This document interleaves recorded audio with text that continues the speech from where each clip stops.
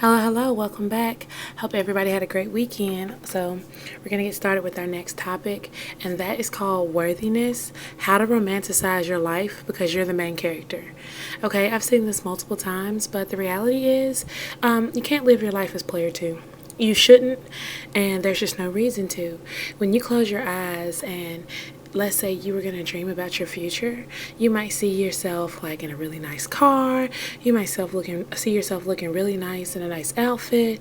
You might be on a date.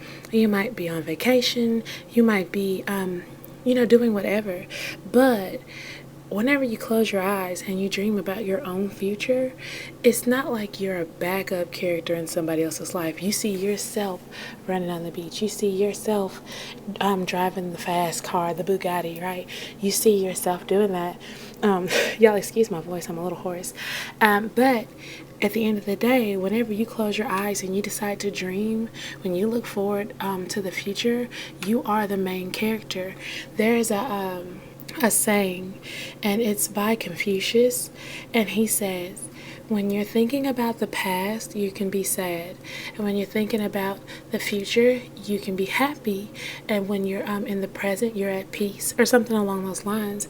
And if you were to be happy in your happiest moments looking towards the future, you would not see yourself as a supporting cast member in somebody else's life, right? It would be you on the date with the wonderful guy. It would be you on the date at some really nice restaurant or some really nice fabulous place, dressed impeccably, right? It's always about you. It's not really about other people. And I've seen this more than once, and it's kind of sad, but there are people who live their life as player two, right? Every day they wake up, they're so miserable because they're not putting themselves first, and they're also living their life in a way where they are being told what to do by other people to the point that they're the supporting roles in those other people's lives. I'll give you an example. Let's say there's a man and he's really wealthy, right? And he has a wife and she bends over backwards, right? Completely bends over backwards. Anything he needs, she does. Anything he asks for, she does. Even if he doesn't ask it, she does it. It gets to the point where he doesn't respect her. He belittles her even in front of company. He mistreats her even in front of the children, to the point that if she were to even tell the children no, they would just go tell their dad, you know what I'm saying, on her, and then they would get their way. So it gets to this point where she's become the supporting role even of her own life. Like, she's her husband's wife, she's her children's mother, she's the family's errand girl, but she's not the wife of the family. This is not, oh, she's the matriarch, or, oh, wow, his wife is so incredible. It's all about, wow, that's her husband's wife. Oh, yeah. And there's nothing wrong, with being support for your mate. That's not what I'm saying. What I'm saying is there's a balance between supporting someone you're in a relationship with so that you can accomplish the next goal, or be there for their goal and so they can be there for yours, versus like almost a one-sided loyalty. If you think about a movie where there's multiple people and there's a main character, there's definitely people who don't do anything. The people walking in the street at the cafe scene, or the couple that orders a coffee in the cafe scene, it's not about them. The movie's not about them. You don't care about their names. You don't care where they're from. You don't care about their backstory, because it's not about them. They're just filler. You know what I mean? They're just filler in the main character story. And you don't want to be that, okay? You don't want to be that. So what we're going to do is we're going to get into a couple of things that you can do to help yourself romanticize your life and find your own personal value, right? Value is the kind of thing where you have to set it yourself. Okay, so what do you need to do first? First, you got to romanticize your life. And you have to start with that worthiness that I was talking about. Your worthiness is a value, and it is set by you. I'm going to say it again for the people in the back. Your worthiness is a value that is set by you. If all you feel like you deserve. It's just an average person, or all you feel like you deserve is just the bare minimum from somebody, be it a friend, be it a romantic relationship, be it a familial relationship, right?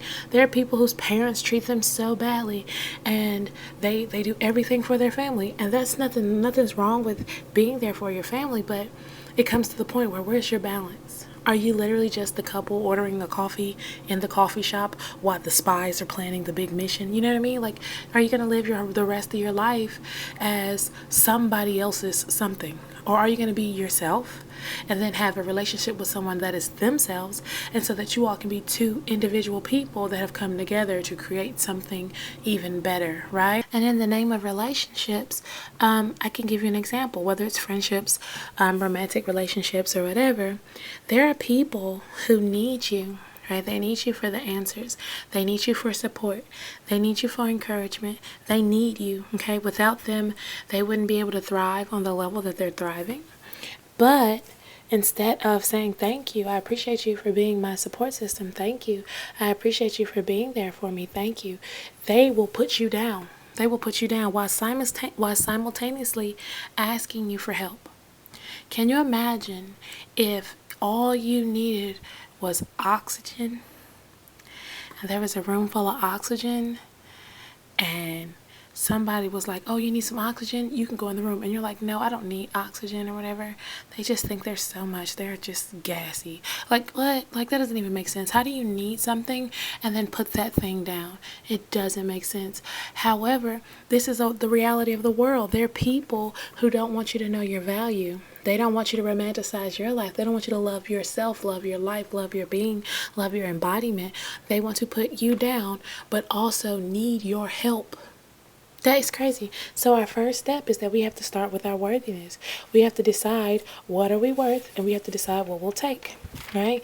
The next thing is people who will copy your style and use you as a reference for their level up, all while putting you down. I'll give you an example. If you are a person and you dress elegantly, right? And you carry yourself well, and you're doing the best you can, and you're putting your best foot forward, there are people who be like, oh, look at her being happy and dressing well and all these kinds of things. They're haters, right? But it goes back to the same thing. They need you as a reference. You're actually helping them level up, but they will never give you the credit for you. They will put you down. They will talk about you. And if you need another list of things to help to do when you're dealing with this type of person, please check out my last episode on the 3 types of haters to beware of. But that's a type of person, right? They'll put you down, and it's just like, it's almost like if you knew your true value, then they wouldn't even be able to get over on you. If you truly knew what you were worth and you defined it for yourself and no one could take it from you, they wouldn't even be able to position to make you feel any kind of way, make you feel triggered, make you feel bad, make you feel sad. Okay? Because why are they doing this? The answer is simple. They need you to feel like you are worthless. They have to have you in a place of low vibration, or low frequency, and darkness. They need you to constantly think about the past. Yeah, well, I shouldn't do that because the last time I tried, well, one time when I wanted to be something, and then I did my best, but it didn't work out, right? For me, I define worthiness not as how many wins or how many losses I make at a moment, but how many wins and how many losses have I made in the name of perfection. I know that's crazy, but this is where I think. If I'm the kind of person and I say, I have done something right 5 times in a row, and then I mess up, well, my standard of perfection is at least I can accomplish 5 things, right? Cool. Then the next time you get over that hump, let's say you accomplished 7 things. Perfect. You got dressed. Everything was exactly what you wanted to wear. It was exactly how you wanted it to be. It was perfect. You went to an event. You had a great time. Everybody loved what you were wearing. Everybody loved your personality. Everybody loved your spirit. Strike 2. You went to an after party. Everybody thought you were awesome. You got up and danced. The finest guy in the party, the richest man in the party, whoever got up and danced with you, he loved you. You were Cinderella. Perfect moment. You came home. You did a nighttime routine, blah, blah, blah, blah, blah. You did your skincare, went to bed, perfect. You got a good night's sleep, perfect. The next day you get up, and then you forgot to do your morning routine. Okay, not perfect. You've done 5 things in a row, and then now you have to reset, you have to change, you have to upgrade, you have to level up, whatever. But that's how I dictate my worthiness. I could do so many things perfect and then I mess up. So for me, I am not a loser just because I lose. Everybody wins, everybody loses. But in general, I have more wins than I have losses. Therefore, I am a winner, right? I can accomplish so many things in a row perfectly, and then I'll mess up. Because the reality is perfection is a moving target, and nobody's perfect, so we can't ever attain perfection for like ever. But there's a level where that's how I measure worthiness. You might measure worthiness differently, but once you define it for yourself, no one can ever take it away from you, and you'll know what you deserve. Hey, I'm the kind of person who can do at least 5 things in a row perfectly. If you can only do 2, that's not for me to put you down, but if you can only do 2, you really can't talk about me. You can only do 2 things in a row perfectly before you mess up. And I hate that when you're near me and I can do 5 things in a row perfectly before I mess up, which is, it's not even a lot of things to be honest, but it's the way I measure my value. And somebody's trying to put me down, and I'm looking at them like, wow, they're putting me down, but they can only do 2 things perfectly before they mess up. Or even if they are putting me down, what I have found in my experience is that people who can do anything and do every activity, every lesson, every blessing, every spiritual whatever, if they get to the point where they have more perfect shots, I guess, than me, and they've taken more perfect opportunities or opportunities to be perfect, and they can do more in a row than I can, they don't usually put me down. It's the people who really do less than me that are trying to put me down. And that's what's interesting, right? The second thing you need to do is, if you're busy moving in silence and you're not telling people anything and you're paying people dust, you're not getting triggered, right? You're not doing anything like that would cause you any kind of any unnecessary attention, then in the name of worthiness, you have to be aware of people's patterns. Sometimes people change, and it's not to say that people can't change, but people change because you're changing, right? But your pattern has always been the same. If you're a person and you're changing, you're becoming better, and then when you were younger, you changed and you became better, and then you were younger and you became better, and then there was one time where you kind of went backwards a little bit, okay? But now maybe you're back on your level up journey. Maybe you're back on this path of accelerating excellence, this path of striving for excellence.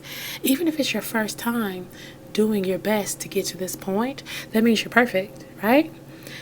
If you've tried twice and then failed once, you've got 2-to-1 ratio. You're still winning, right? You have to decide and figure out your patterns.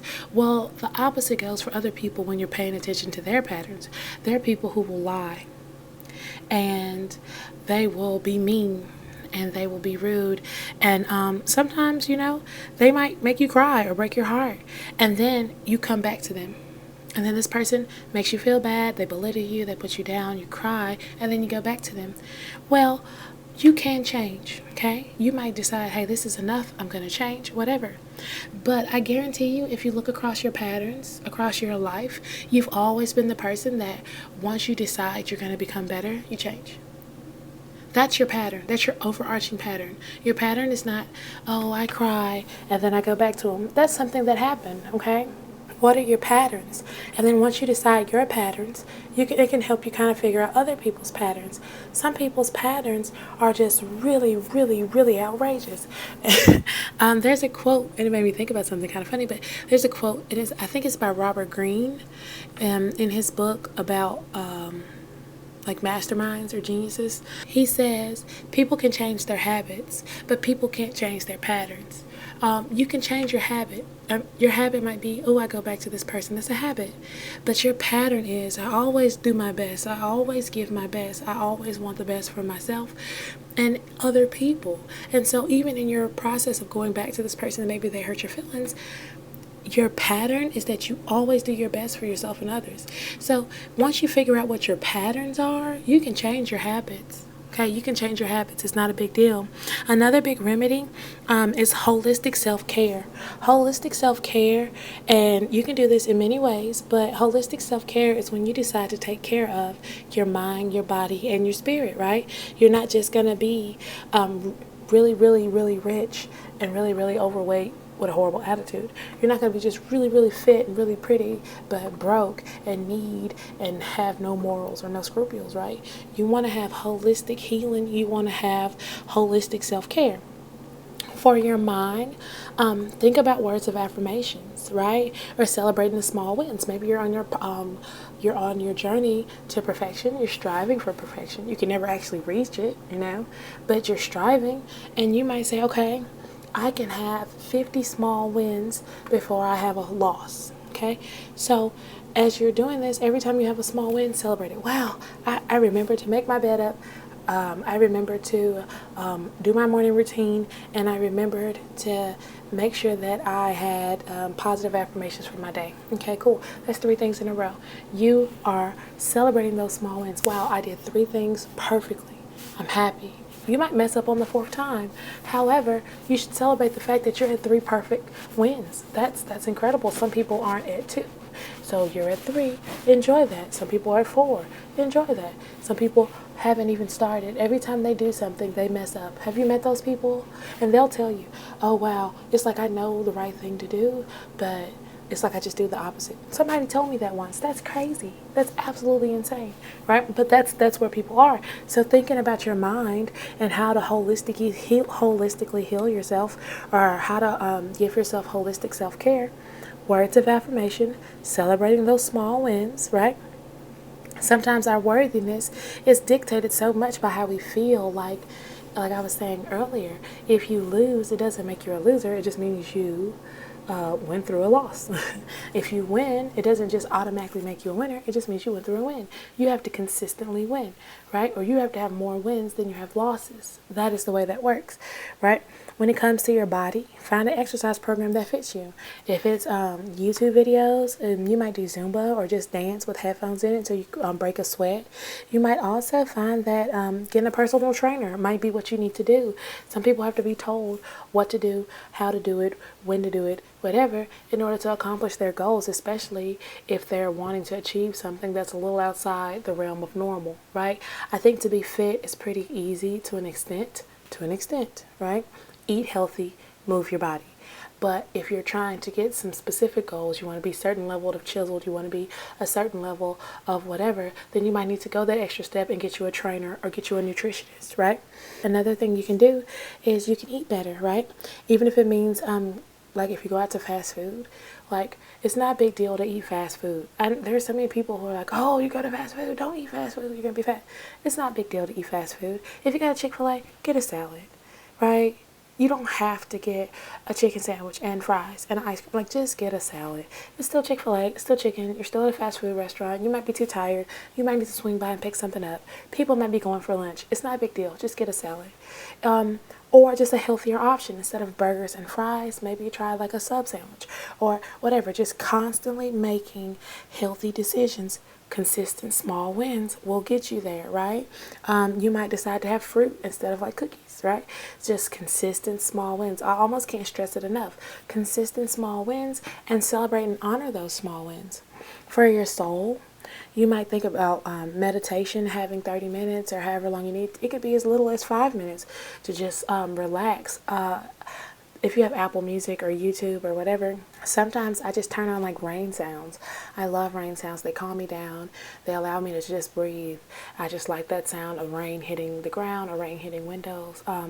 It's just, I don't know, it does something for me. And I take a few minutes and I just listen to that and I sit still within myself, right? Prayer, spiritual journal prompts about yourself, either in a spiritual way, like, okay, this is good deeds, or what makes a person a good person, and my own definition of a good person, right? Religious scriptures. There are people who have little scriptures on their phones, right? And every day they'll get a notification for like the scripture of the day or the word of the day, right? So however you need to go about holistically taking care of yourself, you need to do that.